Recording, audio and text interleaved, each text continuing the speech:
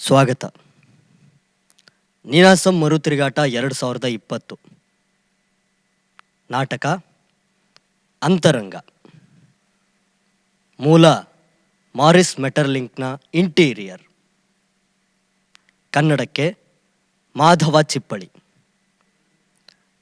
ಮೆಟರ್ಲಿಂಕನ ಕಾಲ 1862-1949. ಈ ಅವಧಿಯಲ್ಲಿ ಯುರೋಪ್ನಲ್ಲಿ ಸ್ಟ್ರಿಂಗ್ಬರ್ಡ್, ಚಕಾಫ್, ಇಬ್ಸನ್ನಂಥ ಮೊದಲಾದ ನಾಟಕಕಾರರು ಬಂದರು. ಅವರ ನಡುವೆಯೇ ಇದ್ದು ಅವರಿಗಿಂತ ತುಸು ಭಿನ್ನವಾದ ಸಂಕೇತವಾದಿ ನಾಟಕ ಮಾರ್ಗವನ್ನು ಆವಿಷ್ಕರಿಸಿದವನು ಮೆಟರ್ಲಿಂಕ್. ಈ ನಾಟಕವನ್ನು ಆಧರಿಸಿ ಕೇರಳದ ಪ್ರಸಿದ್ಧ ಯುವ ನಿರ್ದೇಶಕರಾದ ಶಂಕರ್ ವೆಂಕಟೇಶ್ವರನ್ ಅವರು ಒಂದು ಹೊಸ ಬಗೆಯ ರಂಗಪ್ರಸ್ತುತಿಯ ವಿಧಾನವೊಂದನ್ನು ಹುಡುಕುವ ಪ್ರಯತ್ನ ಮಾಡಿದ್ದಾರೆ. ಮಾತಿಗಿಂತ ಹೆಚ್ಚು ಮೌನ, ನಟರ ದೇಹ, ಧ್ವನಿ, ಮನಸ್ಸುಗಳ ಸಹಯೋಗದಿಂದ ಹುಟ್ಟುವ ಭಾವಗಳನ್ನು ರಂಗದ ಮೇಲೆ ತೋರಿಸುವ ಹೊಸ ವಿಧಾನವಿದು. ಈ ವಿಧಾನವು ನಟರಿಂದ ಮಾತ್ರವಲ್ಲದೆ ಪ್ರೇಕ್ಷಕರಿಂದಲೂ ಹೊಸ ಬಗೆಯ ಸಹೃದಯತೆಯನ್ನು ಬೇಡುತ್ತದೆ. ದಯವಿಟ್ಟು ಪ್ರೇಕ್ಷಕರು ತಮ್ಮ ಮೊಬೈಲ್ ಫೋನ್ಗಳನ್ನು ಸಂಪೂರ್ಣವಾಗಿ ಸ್ವಿಚ್ ಆಫ್ ಮಾಡಿ. ನಾಟಕದ ಮಧ್ಯೆ ಅದನ್ನು ಉಪಯೋಗಿಸದಿರಿ. ರಂಗಮಂದಿರದಲ್ಲಿ ಸಂಪೂರ್ಣ ಮೌನ ಕೇಂದ್ರೀಕರಣವಾಗುವಂತೆ ಸಹಕರಿಸಿದರೆ ಅದು ನಮ್ಮ ನಾಟಕದ ಯಶಸ್ಸಿಗೆ ಕಾರಣವಾಗುತ್ತದೆ. ನಾಟಕ ಮುಗಿದ ನಂತರ ಕಲಾವಿದರ ಪರಿಚಯವಿರುತ್ತದೆ. ನಾಟಕ ನೋಡಲು ಬಂದಿರುವ ತಮಗೆಲ್ಲರಿಗೂ ಧನ್ಯವಾದಗಳು.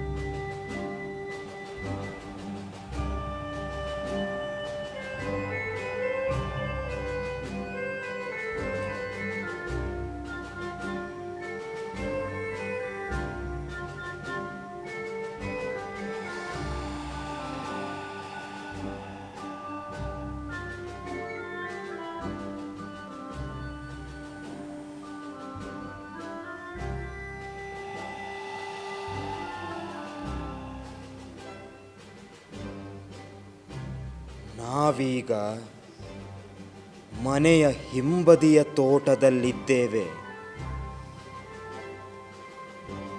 ಅವರು ಇಲ್ಲಿಗೆ ಬರೋದಿಲ್ಲ.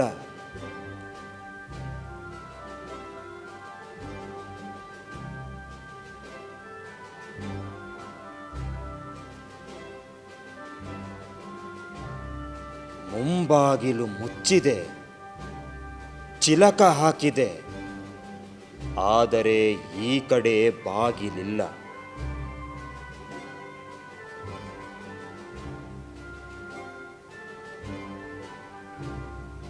ಬೆಳಕು ಕಾಣಿಸ್ತಿದೆ.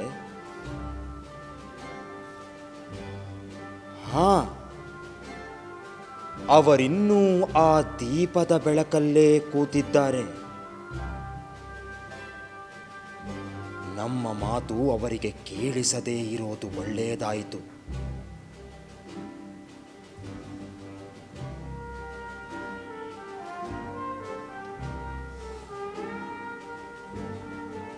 ಕಾಲಿನ ಸಪ್ಪಳ ಕೇಳಿ ತಾಯಿಯೋ ಮಕ್ಕಳೋ ಹೊರಗೆ ಬಂದು ಬಿಟ್ಟಿದ್ದಾರೆ.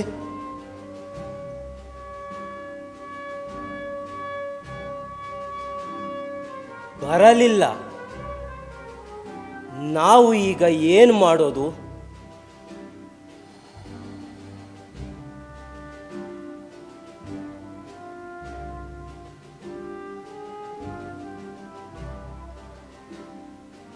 ಅವರೆಲ್ಲ ಈ ಕೋಣೆಯಲ್ಲೇ ಇದ್ದಾರಾ ಅಂತ ಮೊದಲು ನೋಡಬೇಕು.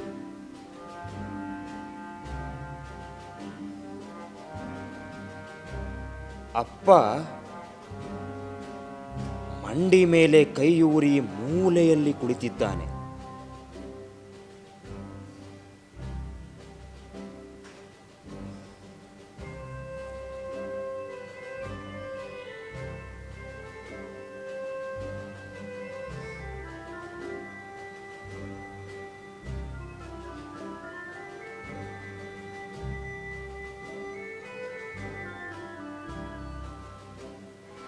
ಅಮ್ಮ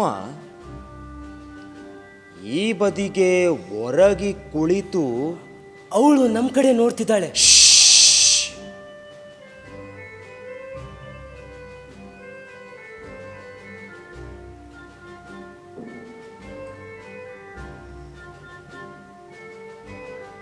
ಇಲ್ಲ,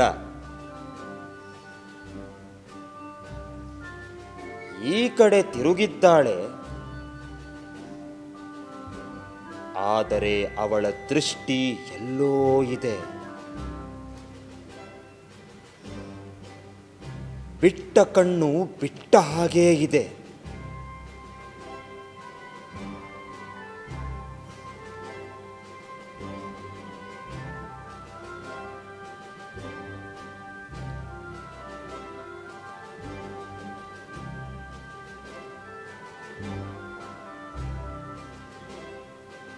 ನಮ್ಮನ್ನ ಮರೆ ಮಾಡಲಿಕ್ಕೆ ಮರಗಳಿದಾವೆ.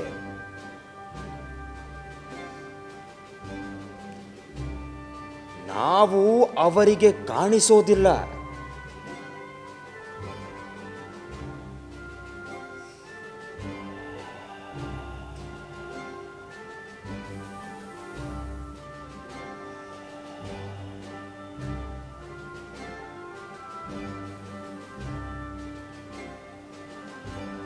ಹತ್ರ ಹೋಗ್ಬೇಡ.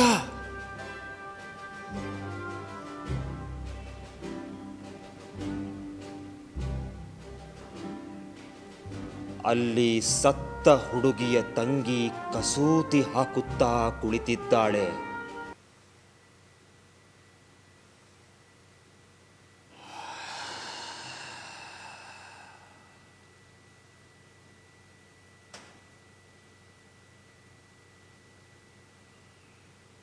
ಮಗು ಮಲಗಿದೆ.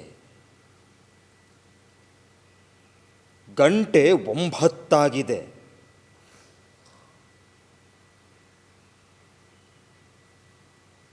ನಡೆದಿರೋದರ ಬಗ್ಗೆ ಅವರಿಗೆ ಸುಳಿವೂ ಇಲ್ಲ, ಏನೂ ಮಾತನಾಡುತ್ತಲೂ ಇಲ್ಲ.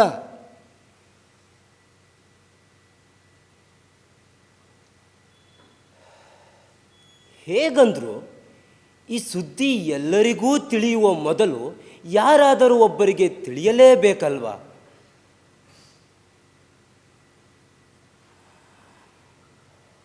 ಅಪ್ಪನನ್ನ ಹೊರಗೆ ಕರೀಲ.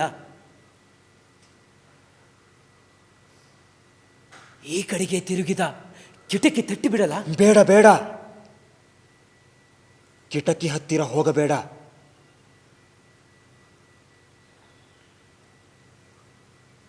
ಅವರಲ್ಲಿ ಯಾರಿಗೆ ಹೇಳೋದು ಅಂತಾನೇ ಗೊತ್ತಾಗ್ತಿಲ್ಲ. ನಾವು ಬಹಳ ಹುಷಾರಾಗಿರಬೇಕು.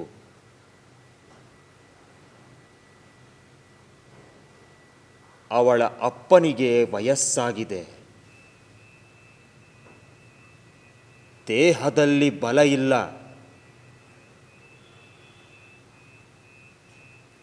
ಅಮ್ಮನಿಗೂ ಅಷ್ಟೇ. ಮಕ್ಕಳಿಬ್ಬರು ಇನ್ನೂ ಚಿಕ್ಕವರು.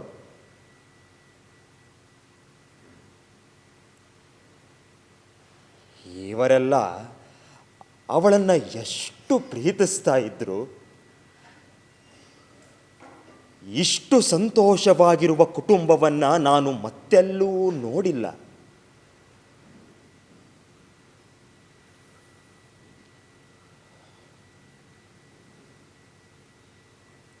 ಸಾಧ್ಯವಾದಷ್ಟು ನೇರ ಹೇಳಿಬಿಡಬೇಕು.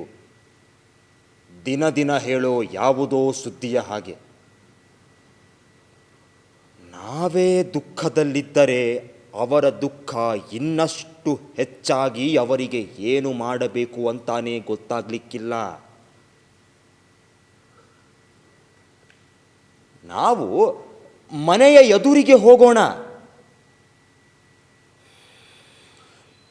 ಮೊದಲು ನಾನೇ ಹೋಗುತ್ತೇನೆ. ನನ್ನನ್ನು ನೋಡಿ ಅವರಿಗೇನೂ ಆಶ್ಚರ್ಯ ಆಗೋದಿಲ್ಲ. ನಾನು ಆವಾಗವಾಗ ಸಂಜೆ ಹೊತ್ತಲ್ಲಿ ಅವರ ಮನೆಗೆ ಹೋಗಿದ್ದಿದೆ. ಸುಮ್ಮನೆ ಹರಟೆ ಹೊಡಿಲಿಕ್ಕೆ. ನಾನು ಯಾಕೆ ನಿನ್ನ ಜೊತೆ ಬರಬೇಕು? ನೀನು ನನ್ನ ಕರೆಯುವವರೆಗೂ ಇಲ್ಲೇ ಕಾಯ್ತಾ ನಿಂತಿರ್ತೇನೆ. ಅವರು ನನ್ನನ್ನು ನೋಡಿಲ್ಲ, ನಾನು ಅವರಿಗೆ ಹೊಸಬ. ಯಾಕೋ ನಾನೊಬ್ಬನೇ ಹೋಗೋದು ಸರಿ ಅನ್ನಿಸ್ತಿಲ್ಲ.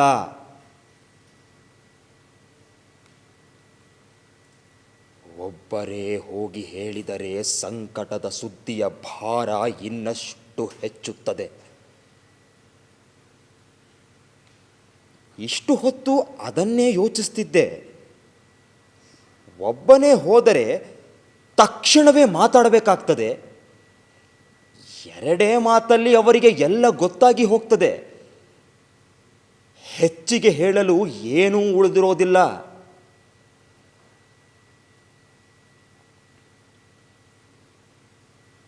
ಕೆಟ್ಟ ಸುದ್ದಿಯನ್ನು ಕೇಳಿದ ನಂತರ ಆವರಿಸುವ ಮೌನಕ್ಕೆ ನಾನು ಹೆದರುತ್ತೇನೆ. ಎದೆಗಳು ಒಡೆದು ಹೋಗೋದು ಅದೇ ಹೊತ್ತಲ್ಲಿ.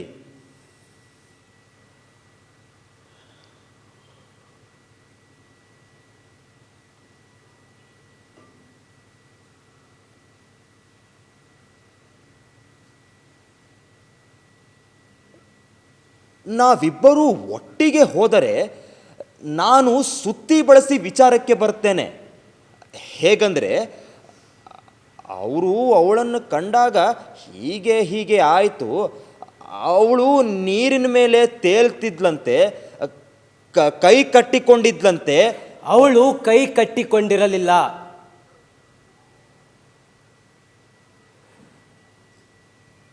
ಅವು ದೇಹದ ಬದಿಗೆ ತೇಲುತ್ತಿದ್ದವು. ಗೊತ್ತಿದೆ,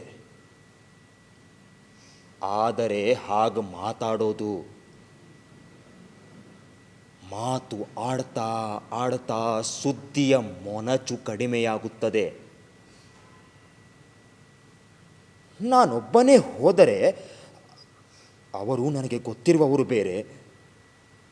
ನನ್ನ ಮೊದಲ ಮಾತೇ ಅವರನ್ನು ಹಿಂಡಿ ಬಿಡ್ತದೆ. ಆಮೇಲೇನು ದೇವರಿಗೆ ಗೊತ್ತು.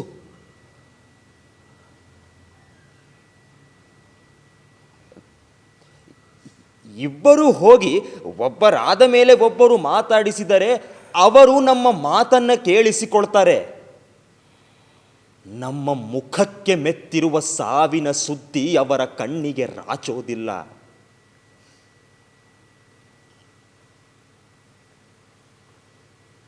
ಮರಿಬೇಡ,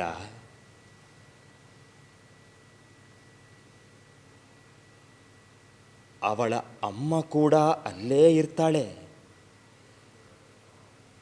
ನೂಲಿಗೆ ನೇತು ಹಾಕಿದ ಬದುಕು ಅವಳದ್ದು. ಉಬ್ಬರಿಸಿ ಬರೋ ದುಃಖವನ್ನ ಯಾವ್ಯಾವುದೋ ಮಾತಿನ ಅಲೆಯ ಮೇಲೆ ತೇಲಿಸಿ ಬಿಡಬೇಕು. ದುರದೃಷ್ಟದ ಬಗ್ಗೆ ಎಲ್ಲರೂ ಮಾತಿಗೆ ಇಳಿಯುವಂತೆ ಮಾಡುವುದೇ ಬುದ್ಧಿವಂತಿಕೆ. ಅಷ್ಟು ಮಾಡಿದರೆ ಅವರಿಗೆ ಏನೂ ಗೊತ್ತಾಗದಿದ್ದರೂ ದುಃಖದ ಭಾರವನ್ನು ಹೊರಲಿಕ್ಕೆ ಅವರ ಹೆಗಲು ಸಿದ್ಧವಾಗಿರ್ತದೆ.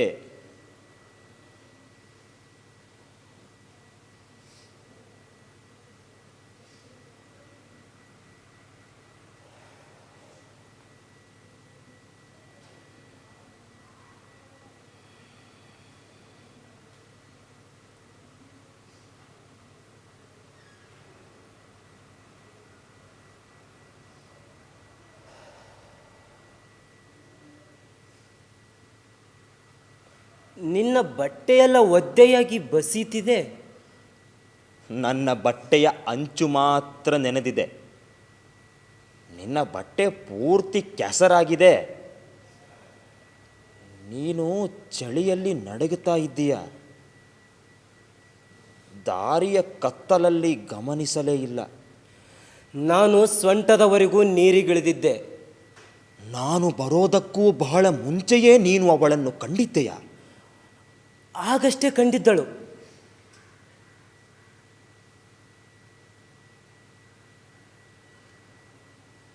ನಾನು ಊರಿನ ಕಡೆ ಹೊರಟಿದ್ದೆ.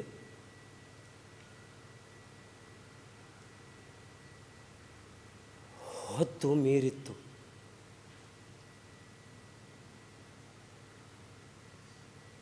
ನದಿಯ ದಂಡೆಯ ಮೇಲೆ ಸಂಜೆಗತ್ತಲಾಗಿತ್ತು.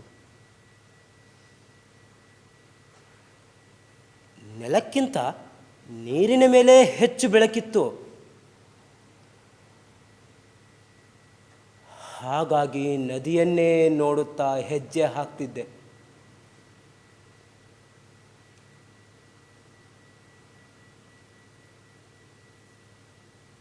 ನೀರಂಚಿನ ಪೊದೆ ಹತ್ತಿರ ಏನೋ ಕಂಡಂತಾಯಿತು.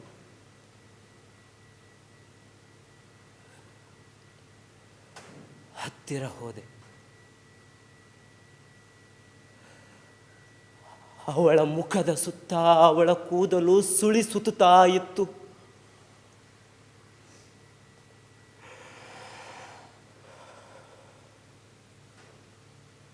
ಅವಳ ತಂಗಿಯ ಹೆಗಲ ಮೇಲೆ ಹರಡಿರುವ ಕೂದಲನ್ನು ನೋಡಿದೆಯಾ? ಅವಳು ನಮ್ಮ ಕಡೆ ನೋಡ್ತಿದ್ದಾಳೆ. ನಾನು ಮಾತನಾಡಿದ್ದು ಕೇಳಿಸಿರಬೇಕು.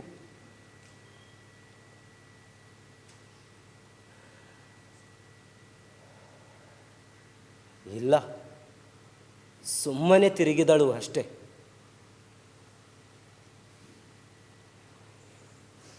ನಾನು ಸೊಂಟದವರೆಗೂ ನೀರಿಗಿಳಿದು ಅವಳನ್ನು ಸುಲಭವಾಗಿ ದಡಕ್ಕೆ ಎಳೆದು ಹಾಕಿದೆ.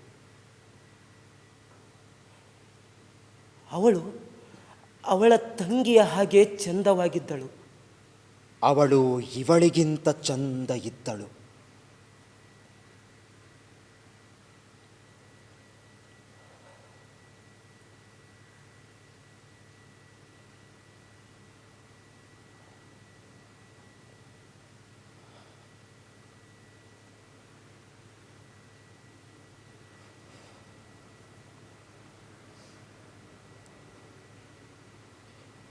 ಯಾಕೋ ಏನೋ ಹೆದರಿಕೆ ಆಗ್ತಿದೆ. ಹೆದರಿಕೆ ಅಂದರೆ ನಾನು ಏನೇನು ಮಾಡಬಹುದೋ ಅದೆಲ್ಲವನ್ನು ಮಾಡಿದ್ದೇನೆ. ನಾನು ನೋಡುವ ಹೊತ್ತಿಗೆ ಅವಳ ಪ್ರಾಣ ಹೋಗಿ ಒಂದು ಘಳಿಗೆಯೇ ಆಗಿತ್ತು. ಬೆಳಿಗ್ಗೆ ಅವಳು ಬದುಕಿದ್ದಳಲ್ಲ.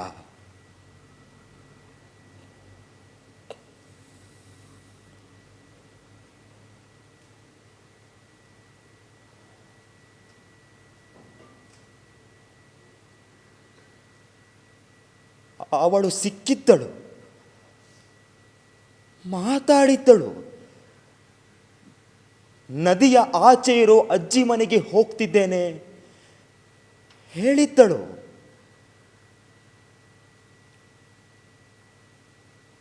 ಅಲ್ಲೇ ಅವಳು ನಿನಗೆ ಸಿಕ್ಕಳಲ್ವಾ? ನಾವು ಮತ್ತೆ ಯಾವಾಗ ಭೇಟಿಯಾಗುತ್ತೇವೆ ಅಂತ ಅವಳಿಗೆ ಗೊತ್ತಿರಲಿಲ್ಲ. ಏನೋ ಹೇಳಬೇಕು ಅಂತ ಶುರು ಮಾಡಿ ಕಡೆಗೆ ಮಾತನ್ನ ನುಂಗಿಕೊಂಡು ಇದ್ದಕ್ಕಿದ್ದಂತೆ ತಿರುಗಿ ನಡೆದು ಬಿಟ್ಟಳು. ಈಗ ಅದನ್ನೆಲ್ಲ ಯೋಚಿಸಿದರೆ ಏನೂ ಕಾಣಲೇ ಇಲ್ಲವಲ್ಲ ಆಗ ನನಗೆ.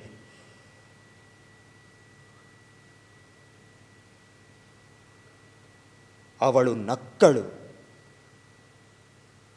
ಮೌನವಾಗಿರಲು ಬಯಸುವವರ ಹಾಗೆ, ತನ್ನನ್ನು ಯಾರೂ ಅರ್ಥ ಮಾಡಿಕೊಳ್ಳುವುದಿಲ್ಲ ಎಂಬ ಭಯ ಕಾಡಿದವರ ಹಾಗೆ. ಅವಳಲ್ಲಿ ಭರವಸೆಯ ಬೆಳಕೇ ಇರಲಿಲ್ಲ. ಅವಳ ಕಣ್ಣುಗಳು ಮಬ್ಬಾಗಿದ್ದವು. ಅವಳಿಗೆ ನಾನು ಕಂಡೆನೋ ಇಲ್ಲವೋ ಎಂಬಂತೆ ನಡೆದು ಬಿಟ್ಟಳು.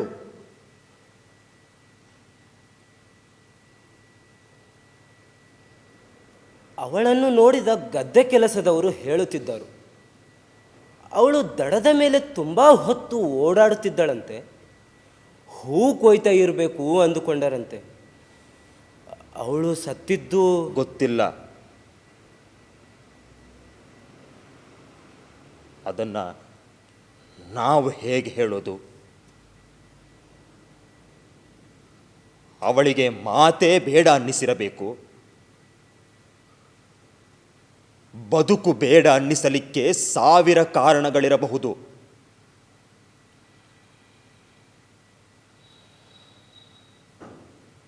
ಆ ಕೋಣೆಯೊಳಗೆ ಇಣುಕಿ ನೋಡುವ ಹಾಗೆ ಅವಳ ಎದೆಯೊಳಗೆ ಇಣುಕಿ ನೋಡಲಿಕ್ಕಾಗೋದಿಲ್ಲ.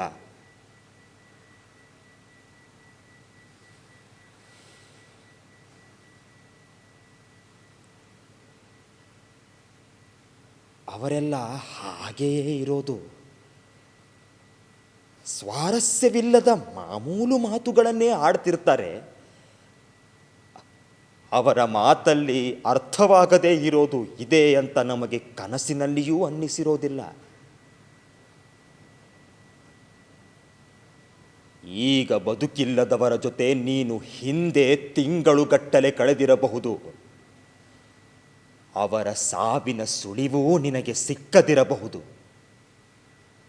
ಅವರು ಕೇಳೋ ಪ್ರಶ್ನೆಗಳಿಗೆ ಯೋಚನೆಯನ್ನೇ ಮಾಡದೆ ಏನೇನೋ ಉತ್ತರ ಕೊಟ್ಟಿರಬಹುದು.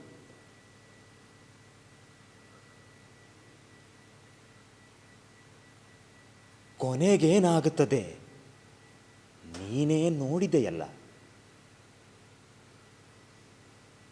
ಅವರ ಎದೆಯಲ್ಲಿ ಬಿರುಗಾಳಿ ಎದ್ದಿದ್ದರೂ ಜೀವವಿಲ್ಲದ ಗೊಂಬೆಗಳ ಹಾಗೆ ಇದ್ದು ಬಿಡ್ತಾರೆ.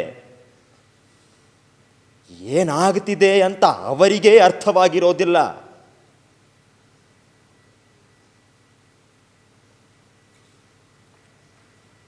ತನ್ನ ಬದುಕು ಬೇರೆಯವರದ್ದೇನೋ ಅನ್ನೋ ಹಾಗೆ ಅವಳು ಬದುಕಿ ಬಿಟ್ಟಿರಬಹುದು.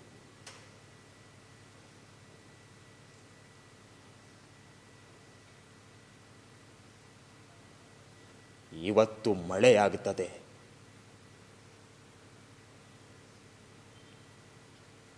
ಇವತ್ತು ಒಟ್ಟಿಗೆ ಕೂತು ಊಟ ಮಾಡೋಣ. ಊಟಕ್ಕೆ ತುಂಬಾ ಜನ ಬರ್ತಾರೆ. ಅಥವಾ ಹಣ್ಣು ಇನ್ನೂ ಕಳಿತಿಲ್ಲ. ಹೀಗೆಲ್ಲ ಅವಳು ತನ್ನ ಸಾವಿನೊಂದಿಗೆ ಮಾತನಾಡಿರಬಹುದು.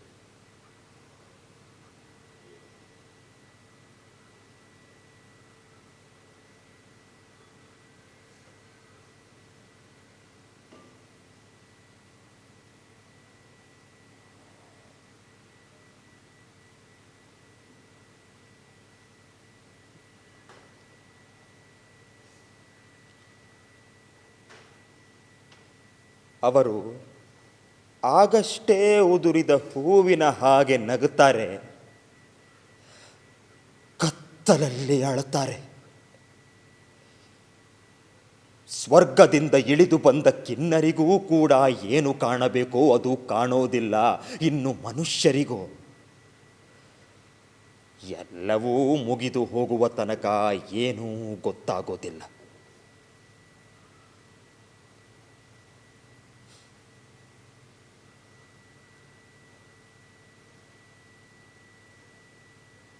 ನಿನ್ನೆ ಸಂಜೆ ಈ ಮಕ್ಕಳ ಹಾಗೆ ಅವಳು ಇದೇ ದೀಪದ ಕೆಳಗೆ ಕೂತಿದ್ದಳು. ಅದೊಂದು ಘಟನೆ ನಡೆಯದೆ ಹೋಗಿದ್ದರೆ ನೀನು ಇವರನ್ನು ಈಗ ನೋಡ್ತಿರೋ ಹಾಗೆ ನೋಡ್ತಿರ್ಲಿಲ್ಲ.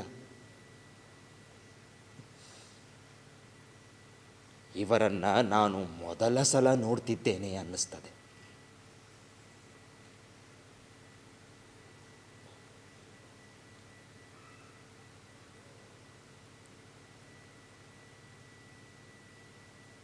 ಹೀಗೆ ಏನಾದರೂ ಆಗುವವರೆಗೆ ನಮಗೆ ದಿನ ದಿನದ ಬದುಕೇ ಅರ್ಥವಾಗೋದಿಲ್ಲ.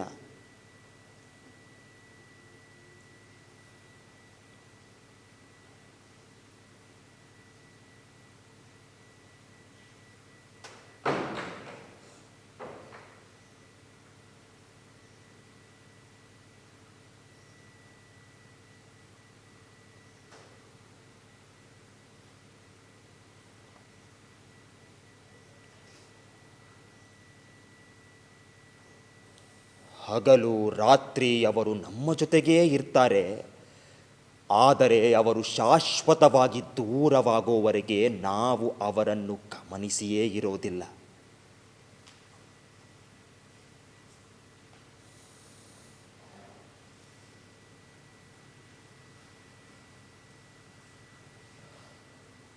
ಅವರು ನಗುತ್ತಿದ್ದಾರೆ.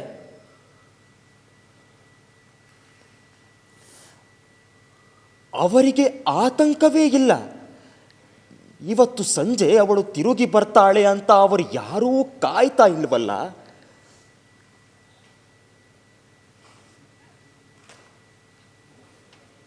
ಸುಮ್ಮನೆ ಕೂತು ನಗುತ್ತಿದ್ದಾರೆ.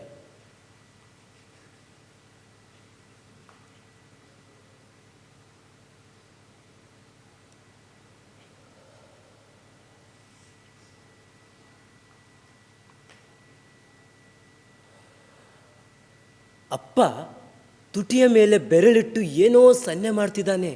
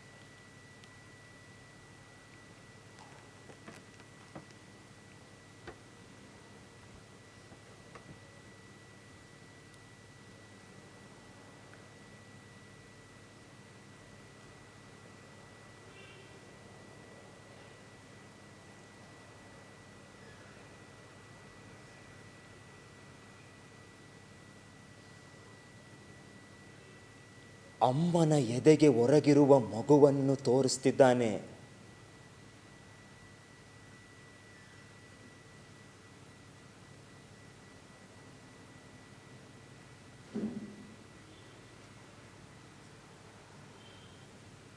ಮಗುವಿಗೆ ಎಚ್ಚರವಾಗಿಬಿಟ್ರೆ ಅಂತ ಅಮ್ಮ ತಲೆಯನ್ನೂ ಎತ್ತದೆ ಕೂತಿದ್ದಾಳೆ.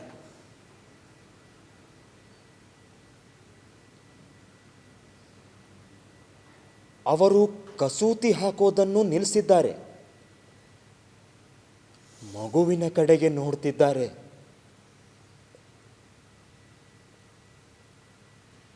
ಬೇರೆಯವರು ಅವರನ್ನು ನೋಡ್ತಿದ್ದಾರೆ ಅನ್ನೋದು ಅವರಿಗೆ ಗೊತ್ತಿಲ್ಲ.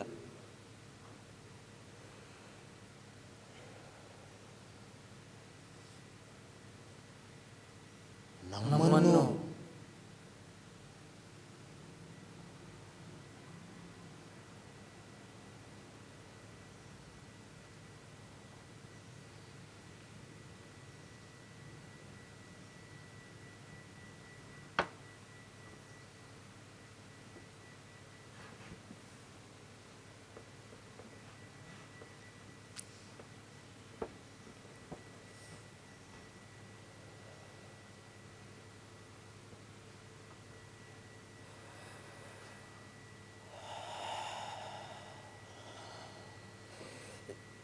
ದಿಟ್ಟಿಸಿ ನೋಡ್ತಿದ್ದಾರೆ.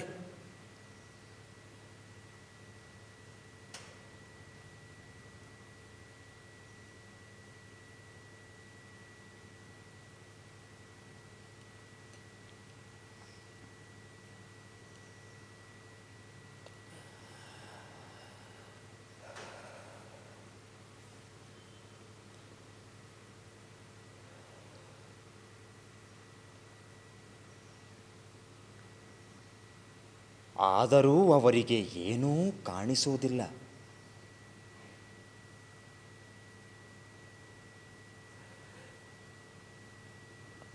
ಅವರಿಗೆ ನೆಮ್ಮದಿ ಇದೆ. ನೆಮ್ಮದಿ ಇಲ್ಲ. ನನಗೇನೂ ಗೊತ್ತಾಗ್ತಾ ಇಲ್ಲ. ದುರದೃಷ್ಟ ತಮ್ಮ ಕಡೆ ಬರೋದಿಲ್ಲ ಅಂದ್ಕೊಂಡಿದ್ದಾರೆ. ಬಾಗಿಲು ಹಾಕಿಕೊಂಡಿದ್ದಾರೆ. ಕಿಟಕಿಗಳಿಗೆಲ್ಲ ದಪ್ಪ ಸರಳುಗಳಿವೆ. ಮನೆ ಹಳೆಯದು, ಆದರೆ ಗೋಡೆಗಳನ್ನು ಗಟ್ಟಿ ಮಾಡಿಕೊಂಡಿದ್ದಾರೆ. ಬಾಗಿಲು ಹಳೆಯದು, ಆದರೆ ಹೊಸ ಚಿಲಕ ಹಾಕಿಕೊಂಡಿದ್ದಾರೆ. ನಾಳೆಯ ಬಗ್ಗೆ ಎಲ್ಲ ರೀತಿಯ ಎಚ್ಚರವನ್ನು ತೆಗೆದುಕೊಂಡಿದ್ದಾರೆ. ಇನ್ನು ಕಾಯುವುದರಲ್ಲಿ ಅರ್ಥವಿಲ್ಲ. ಅವರಿಗೆ ಹೇಳಿಬಿಡಬೇಕು. ಯಾರಾದರೂ ಬಂದು ಹಠಾತ್ತಾಗಿ ಹೇಳಿಬಿಟ್ಟರೆ, ಸತ್ತ ಹುಡುಗಿಯ ಹತ್ತಿರ ಇದ್ದ ಗದ್ದೆ ಕೆಲಸದವರಲ್ಲಿ ಯಾರಾದರೂ ಬಂದು ಬಾಗಿಲು ತಟ್ಟಿದರೆ? ಮಾರ್ಥಾ, ಮ್ಯಾಥ್ಯೂ ಹೆಣದ ಹತ್ತಿರ ಇದ್ದಾರೆ. ಗದ್ದೆ ಕೆಲಸದವರು ಚಟ್ಟ ಕಟ್ತಿದ್ರು. ಅವರು ಈ ಕಡೆ ಹೊರಟ ಕೂಡಲೇ ಬಂದು ತಿಳಿಸುವಂತ ಮಾರ್ಥಾಗೆ ಹೇಳಿದ್ದೇನೆ. ಅವಳು ಬರೋವರೆಗೂ ಕಾಯೋಣ.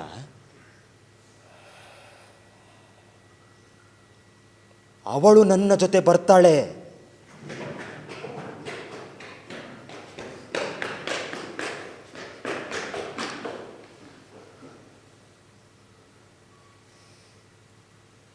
ಹೀಗೆ ಇರೋ ಇವರನ್ನ ನಾವು ನೋಡದೇ ಇದ್ದಿದ್ದರೆ ಚೆನ್ನಾಗಿರ್ತಿತ್ತು. ಬಾಗಿಲು ಬಡಿಬೇಕು. ಒಳಗೆ ಹೋಗಿ ಎರಡೇ ಮಾತಲ್ಲಿ ಆಗಿದ್ದನ್ನ ಹೇಳಿಬಿಡಬೇಕು. ಇಷ್ಟೇ ನನ್ನ ಕೆಲಸ ಅಂದುಕೊಂಡಿದ್ದೆ.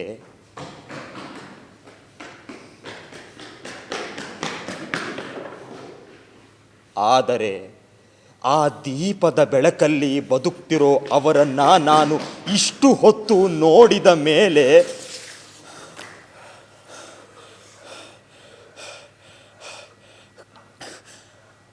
ಅವರು ಬರ್ತಿದ್ದಾರೆ. ಎಲ್ಲಿದ್ದಾರೆ ಅವರು? ಆ ಬದಿ ಇಳುಕಲ್ಲಿನ ಹತ್ತಿರ. ಸತ್ತಿಲ್ಲದೆ ಬರ್ತಿರ್ಬೇಕು. ಪ್ರಾರ್ಥನೆ ಮಾಡುವಾಗ ದನಿ ಎತ್ತರಿಸಬೇಡಿ ಅಂತ ನಾನೇ ಕೇಳಿಕೊಂಡೆ. ಮಾರ್ಥಾ ಅವರ ಜೊತೆ ಬರುತ್ತಿದ್ದಾಳೆ. ತುಂಬಾ ಜನ ಇದ್ದಾರಾ? ಹ್ಞೂ, ಚಟ್ಟದ ಸುತ್ತ ಇಡೀ ಊರೇ ಇದೆ. ಅವರ ಕೈಯಲ್ಲೆಲ್ಲ ಲಾಟಿನೂ ಇತ್ತು. ಅದನ್ನ ಆರಿಸಿಕೊಳ್ಳಿ ಅಂತ ನಾನು ಹೇಳಿದೆ. ಯಾವ ದಾರಿಲಿ ಬರ್ತಿದ್ದಾರೆ? ಕಾಲು ಹಾದಿಲಿ ನಿಧಾನ ಹೆಜ್ಜೆ ಹಾಕ್ತಾ. ಇನ್ನು ಕಾಯೋ ಹಾಗಿಲ್ಲ.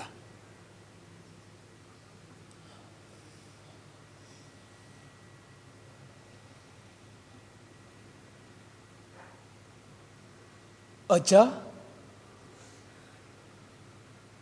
ಅವರಿಗೆ ಇನ್ನೂ ಹೇಳಿಲ್ವಾ?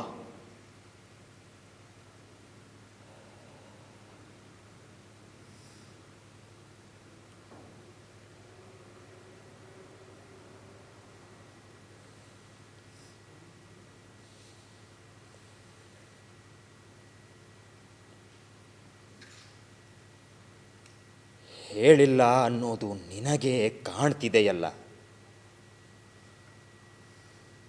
ನೋಡಲ್ಲಿ, ಆ ದೀಪದ ಬೆಳಕಲ್ಲಿ ಹೇಗೆ ಕೂತಿದ್ದಾರೆ ಅಂತ. ನೋಡು ನೋಡು, ಬದುಕು ಅಂದರೆ ಏನು ಅಂತ ನೋಡು ಮಗು.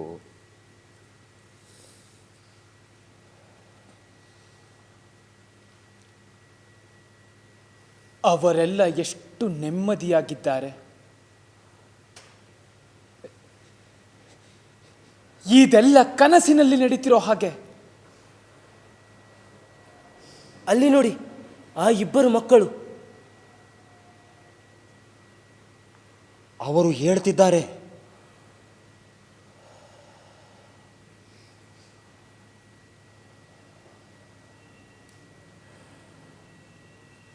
ಕಿಟಕಿ ಹತ್ತಿರ ಬರ್ತಾರೆ ಅನ್ಸುತ್ತೆ.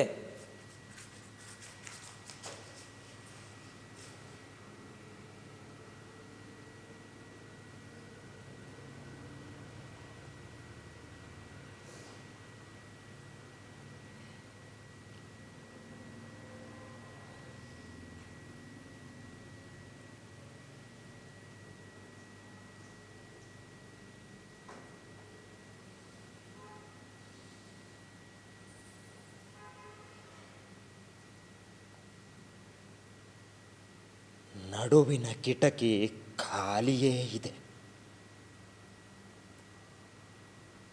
ಈ ಕಡೆಗೆ ನೋಡ್ತಿದ್ದಾರೆ, ಕೇಳಿಸಿಕೊಳ್ಳುತ್ತಿದ್ದಾರೆ. ದೊಡ್ಡವಳು ನಗುತ್ತಿದ್ದಾಳೆ. ನೋಡಬೇಕಾದ್ದು ಏನೂ ಗೊತ್ತಿಲ್ಲದೆ.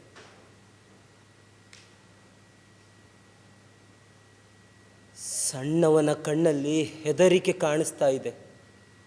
ಜಾಗ್ರತೆ ಮಕ್ಕಳೇ. ಆತ್ಮಕ್ಕೂ ದೇಹಕ್ಕೂ ಇರೋ ಸಂಬಂಧ ಎಂಥದ್ದು ಅಂತ ಹೇಗೆ ಹೇಳೋದು?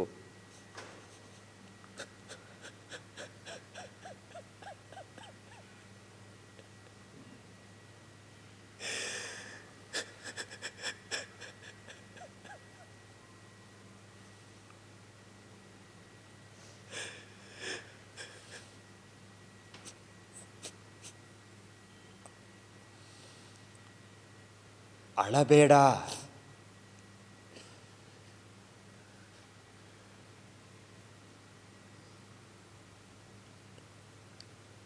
ನಮ್ಮ ಸರದಿಯೂ ಬರ್ತದೆ.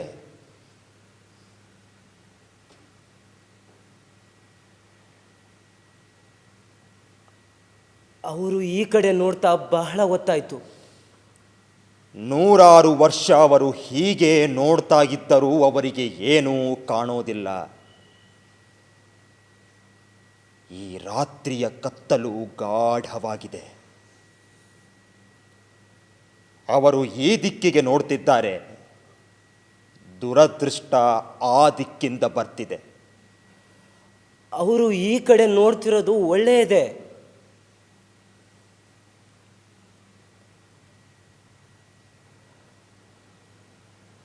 ಆದರೆ ಆ ಬೆಟ್ಟದ ದಿಕ್ಕಿಗೆ ಕಾಣ್ತಿರೋದೇನು?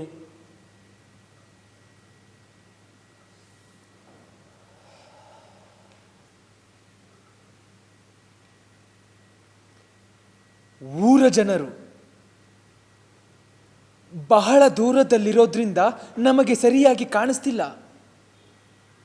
ಸುತ್ತು ಬಳಸಿನ ದಾರಿಯಲ್ಲಿ ಬರ್ತಿದ್ದಾರೆ. ಅವರು ಬೆಟ್ಟ ಇಳಿತಿರೋದು ತಿಂಗಳ ಬೆಳಕಲ್ಲಿ ನನಗೆ ಕಾಣಿಸ್ತಾ ಇದೆ. ಅವರು ಎಷ್ಟು ಜನರಿದ್ದಾರೆ?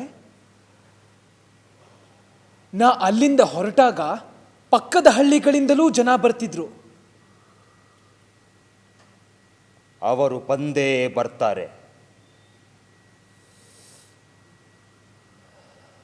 ನನಗೂ ಕಾಣಿಸ್ತಿದ್ದಾರೆ. ಬೆಟ್ಟ ದಾಟಿದ್ರು. ಅವರು ಎಷ್ಟು ಸಣ್ಣದಾಗಿ ಕಾಣಿಸ್ತಿದ್ದಾರೆ. ಮನುಷ್ಯರೋ ಕುರುಚಲ ಗಿಡವೋ ಅಂತ ಅನುಮಾನ ಆಗ್ತದೆ. ಚಂದಿರನ ಬೆಳಕಲ್ಲಿ ಆಡುತ್ತಿರೋ ಮಕ್ಕಳ ಹಾಗೆ ಕಾಣುವ ಅವರನ್ನು ನೋಡಿದರೂ ಇವರಿಗೆ ಏನೂ ಅರ್ಥವಾಗುವುದಿಲ್ಲ.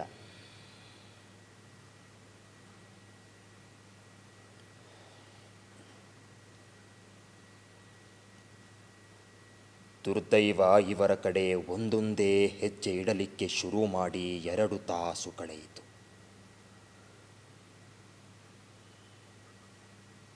ಅದನ್ನು ನಿಲ್ಲಿಸಲಿಕ್ಕೆ ಇವರಿಗೆ ಆಗೋದಿಲ್ಲ. ಅದನ್ನು ಇವರ ಹತ್ತಿರ ತರುತ್ತಾ ಇರುವವರಿಗೂ ಅದನ್ನು ನಿಲ್ಲಿಸೋ ಶಕ್ತಿ ಇಲ್ಲ. ಎಲ್ಲರೂ ದುರದೃಷ್ಟದ ತಾಳಕ್ಕೆ ಹೆಜ್ಜೆ ಹಾಕೋ ಗೊಂಬೆಗಳು. ಅದಕ್ಕೆ ತನ್ನ ಗುರಿ ಗೊತ್ತಿದೆ. ದಾರಿಯನ್ನು ತಾನೇ ಹುಡುಕಿಕೊಳ್ತದೆ.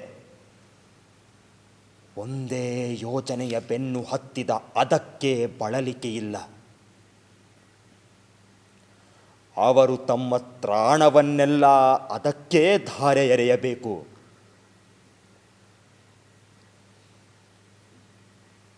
ದುಃಖ ಅವರನ್ನು ಆವರಿಸಿದೆ. ಆದರೆ ಹತ್ತಿರ ಬರುತ್ತಿದ್ದಾರೆ. ಅವರ ಹೃದಯ ಕರುಣೆಯಿಂದ ತುಂಬಿದೆ. ಆದರೆ ಅವರು ಹೆಜ್ಜೆ ಹಾಕಲೇಬೇಕು. ಬೇರೆ ದಾರಿ ಇಲ್ಲ. ಅಜ್ಜ, ದೊಡ್ಡವಳು ನಗ್ತಿಲ್ಲ.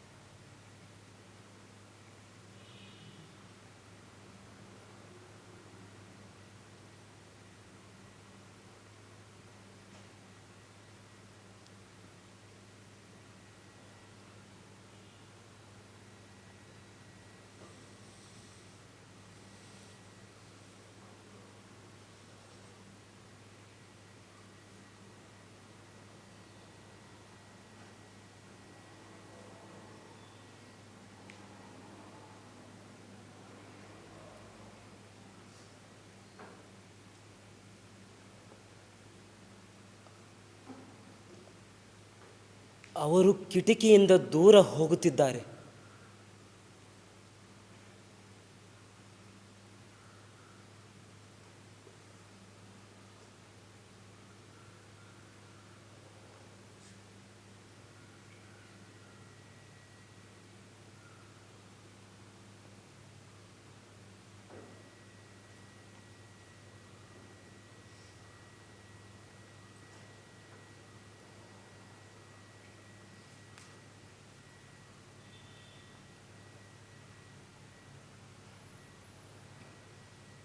ಅಪ್ಪ ಗಡಿಯಾರದ ಕಡೆಗೆ ನೋಡ್ತಿದ್ದಾನೆ.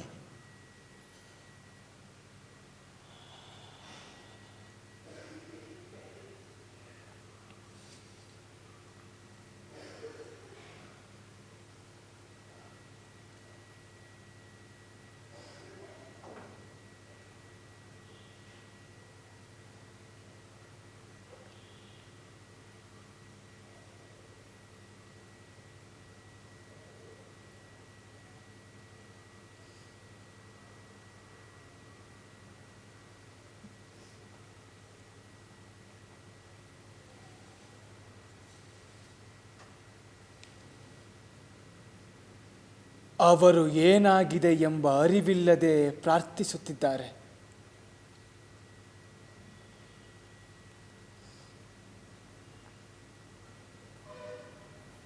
ಅವರು ತಮ್ಮ ಆತ್ಮಕ್ಕೆ ಕಿವಿ ಕೊಡ್ತಿರೋ ಹಾಗಿದೆ.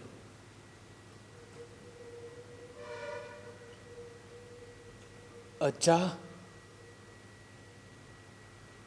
ಅವರಿಗೆ ಇವತ್ತು ಹೇಳುವುದು ಬೇಡ. ನೋಡು ನೋಡು, ನೀನು ಧೈರ್ಯ ಕಳೆದುಕೊಳ್ತಿದ್ದೀಯ. ನಾವು ಇವರನ್ನು ನೋಡಲೇಬಾರದಿತ್ತು. ನನಗೀಗ 85 ವರ್ಷ. ಇಷ್ಟು ಕಾಲದಲ್ಲಿ ಮೊದಲನೇ ಸಾರಿ ನಿತ್ಯ ಬದುಕಿನ ವಾಸ್ತವ ಎಂದರೇನು ಅಂತ ನನಗೆ ತಿಳಿಯುತ್ತಿದೆ. ಇವರು ಮಾಡ್ತಿರೋ ಒಂದೊಂದು ಕೆಲಸವೂ ನನಗೆ ವಿಚಿತ್ರವಾಗಿ, ನಿಗೂಢವಾಗಿ ಕಾಣಿಸ್ತಿದೆ. ಯಾಕೆಂದರೆ ಇವರಿಗೆ ತಿಳಿದೇ ಇರೋ ಒಂದು ಸಣ್ಣ ಸತ್ಯ ನನಗೆ ತಿಳಿದಿದೆ.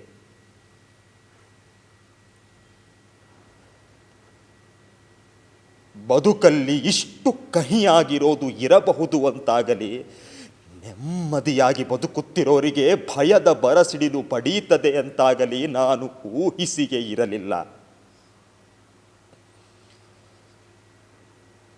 ಈಗ ಆಗಿದ್ದು ಯಾವುದೂ ಆಗಿಲ್ಲದೇ ಇದ್ದರೂ ಕೂಡ ಇವರು ಇಷ್ಟು ಸಂತೋಷವಾಗಿರುವುದನ್ನು ಕಂಡರೆ ನನಗೆ ಹೆದರಿಕೆಯಾಗುತ್ತದೆ. ಇವರಿಗೆ ಈ ಜಗತ್ತಿನ ಬಗ್ಗೆ ಹೆಚ್ಚೇ ಅನ್ನಿಸೋವಷ್ಟು ಭರವಸೆ ಇದೆ.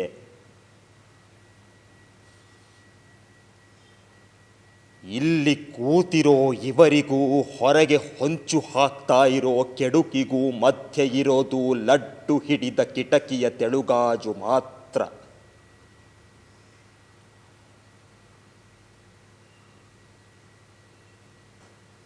ಬಾಗಿಲು ಹಾಕಿಕೊಂಡಿರೋ ಮಾತ್ರಕ್ಕೆ ತಮಗೆ ಏನೂ ಆಗುವುದಿಲ್ಲ ಅಂದುಕೊಂಡಿದ್ದಾರೆ ಇವರು. ಆದರೆ ಇವರಿಗೆ ಗೊತ್ತಿಲ್ಲ, ಆಗುವುದೇನಿದ್ದರೂ ನಮ್ಮೊಳಗೇ ಆಗುತ್ತದೆ. ಜಗತ್ತು ನಮ್ಮ ಮನೆ ಬಾಗಿಲಲ್ಲೇ ಕೊನೆಯಾಗೋದಿಲ್ಲ ಅಂತ.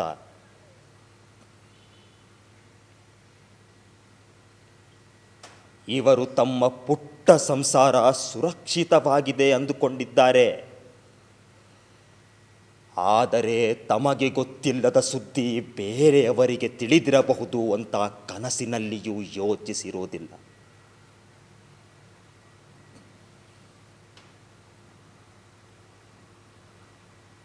ನಾನು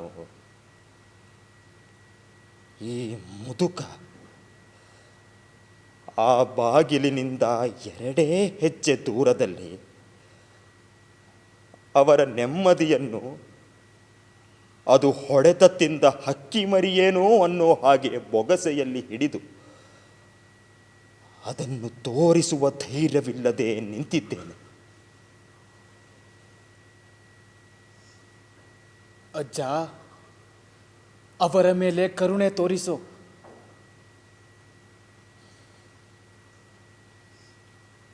ನಮಗೆ ಅವರ ಮೇಲೆ ಕರುಣೆ ಇದೆ ಮಗು. ಆದರೆ ನಮ್ಮ ಮೇಲೆ ಯಾರ ಕರುಣೆಯೂ ಇಲ್ಲ. ಅವರಿಗೆ ಇದನ್ನ ನಾಳೆ ಹೇಳಿದ್ರಾಯ್ತು. ಬೆಳಕಿರೋ ಹೊತ್ತಿಗೆ ಬೇಸರವನ್ನ ಸಹಿಸೋದು ಸುಲಭವಾಗ್ತದೇನೋ. ನೀನು ಹೇಳೋದು ಸರಿ. ಈ ರಾತ್ರಿ ಇದನ್ನೆಲ್ಲ ಮಾಡದೇ ಇರೋದೇ ಒಳ್ಳೆಯದು. ಮುಂಜಾವು ದುಃಖವನ್ನ ಹಗುರಗೊಳಿಸುತ್ತೆ. ಆದರೆ ನಾಳೆ ಅವರು ಏನು ಹೇಳ್ಬೋದು?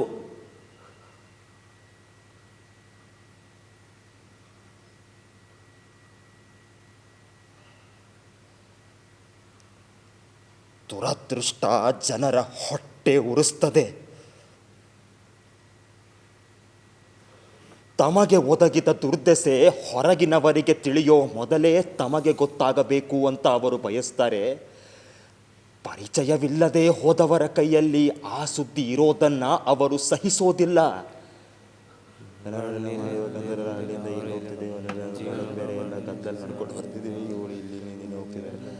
ಬೆಳಕಿದ ಲಾಟಿ ಬಾತುನು ಹೋದಾಗ ಮಾಡ್ತಾನು ಬೇರೆ ಇಲ್ಲೇ ನಿಲ್ಲಿಸ್ತಾನು ಹೋಗ್ತೀನಿ. ಏನು ಗೊತ್ತಾಗ್ತಿಲ್ಲ. ಅಯ್ಯೋ ಏನು ಮಾಡ್ತಿದ್ದಾರೆ. ಜನರ ಗುಸುಗುಸು ಕೇಳಿಸ್ತಾ ಇದೆ. ಆ ಕಡೆಯಿಂದ ಬರ್ತಾರೆ, ಈ ಕಡೆಯಿಂದ ಬರ್ತಾರೆ, ಅಲ್ಲಿ ಗೊತ್ತಾಗ್ತಿಲ್ಲ. ಓ, ಅವರು ಬಂದರು. ಇಲ್ಲೇ ಬೇಲಿ ಹತ್ತಿರ ಇದ್ದಾರೆ.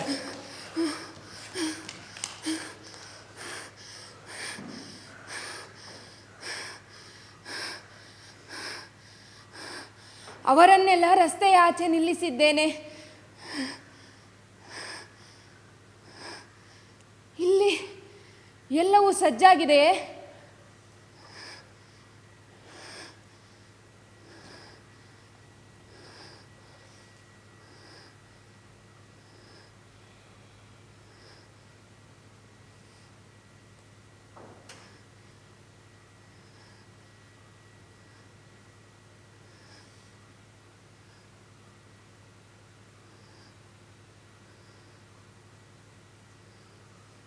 ಅವಳ ಕೈಯಲ್ಲಿದ್ದ ಪುಟ್ಟ ಉಂಗುರವನ್ನು ನಾನು ತಂದಿದ್ದೇನೆ.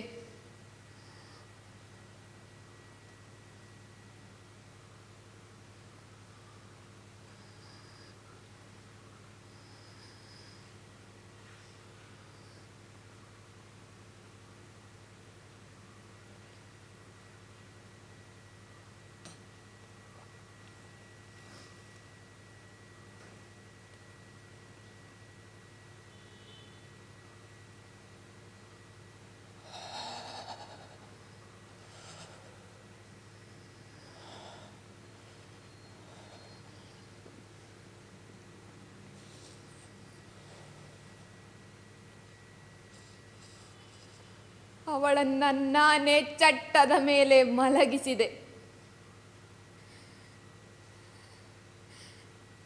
ನೋಡಿದರೆ ನಿದ್ದೆ ಮಾಡಿದವರ ಹಾಗೆ ಕಾಣ್ತಾಳೆ.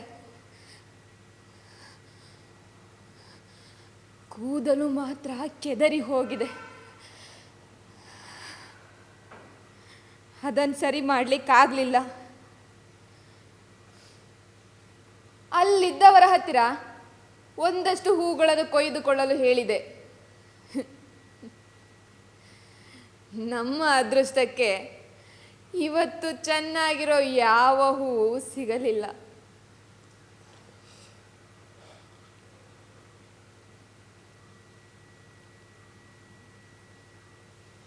ನೀನ್ ಯಾಕಿಲ್ಲ ಇದೆಯಾ?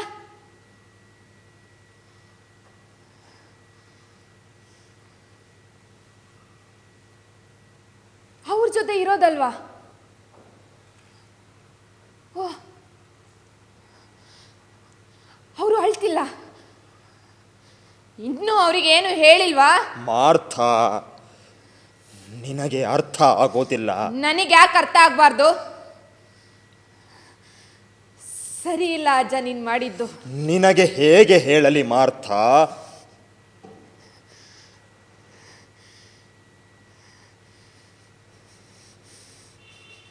ನಾನೇ ಅವರಿಗೆ ಹೇಳ್ತೇನೆ. ನಿಲ್ಲು. ಒಂದು ಕ್ಷಣ ಅವರನ್ನು ನೋಡು.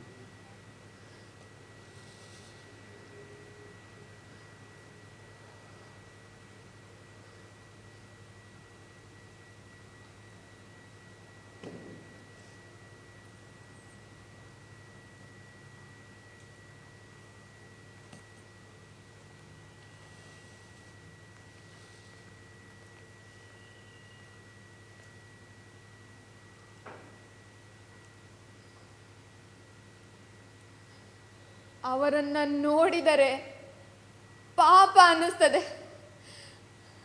ಅವರಿನ್ನೂ ಕಾಯಬಾರ್ದು. ಮಾರ್ಥಾ, ಈಗಿರೋಕ್ಕಾಗೋದಿಲ್ಲ. ಎಷ್ಟು ಸಹನೆ ಅವರಿಗೆ, ನನಗೆ ಸಹಿಸೋಕ್ಕಾಗ್ತಿಲ್ಲ. ನಾನು ಏನು ಮಾಡಲಿ ಅಂತ ನನಗೆ ಗೊತ್ತಾಗ್ತಿಲ್ಲ. ನಿನ್ನ ಮುಖ ತೋರಿಸ್ಬೇಡ.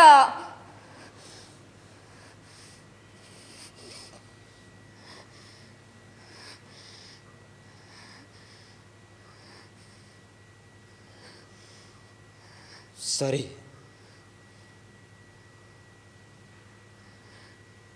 ಅವರಿಗೆ ಎಲ್ಲ ವಿಷಯ ತಿಳಿಯುವವರೆಗೆ ನನ್ನ ಮುಖ ನೋಡಲೇಬೇಡ.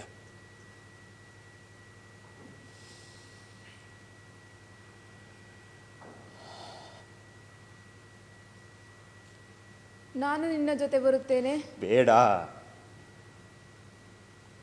ಇಲ್ಲೇ ಇರು.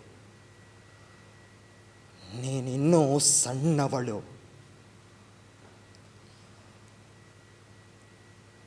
ಸಾವಿನ ಸುದ್ದಿ ಕಣ್ಣು ಸೀಳೋವಾಗ ಮುಖ ಹೇಗೆ ಕಾಣ್ತದೆ ಅನ್ನೋದನ್ನು ನೀನು ನೋಡಬಾರದು.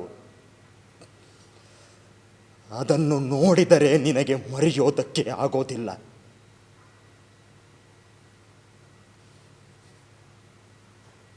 ಅವರು ದೊಡ್ಡದಾಗಿ ಕೂಗುತ್ತಾರೇನೋ, ಅಥವಾ ಕೂಗದೇನೋ ಇರಬಹುದು.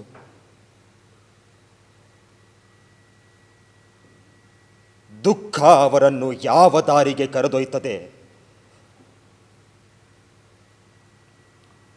ಯಾರಿಗೆ ಗೊತ್ತು?